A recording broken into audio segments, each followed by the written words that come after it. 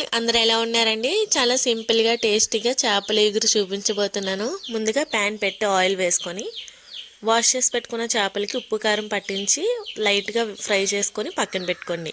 అదే ఆయిల్లో చిన్న ముక్కలుగా కట్ చేసుకున్న ఆనియన్స్ పచ్చిమిర్చి వేసుకొని బాగా ఫ్రై చేసుకోండి. ఆనియన్స్ బాగా ఫ్రై అయిన తర్వాత 1 టేబుల్ స్పూన్ వరకు అల్లం వెల్లుల్లి పేస్ట్ వేసుకొని పచ్చివాసన పోయేంత వరకు బాగా ఫ్రై చేసుకొని కొద్దిగా కరివేపాకు వేసుకొని బాగా ఫ్రై చేయండి. అలాగే 3 టమాటాలు చిన్న ముక్కలుగా కట్ చేసుకొని వేసుకొని టమాటాలు బాగా మగ్గిన తర్వాత కర్రీకి సరిపడా కారం, గ్రేవీకి సరిపడా వాటర్ వేసుకొని సాల్ట్ వేసుకొని బాగా కొద్దిగా గ్రేవీ దగ్గర పడేంత వరకు మరిగించుకోండి.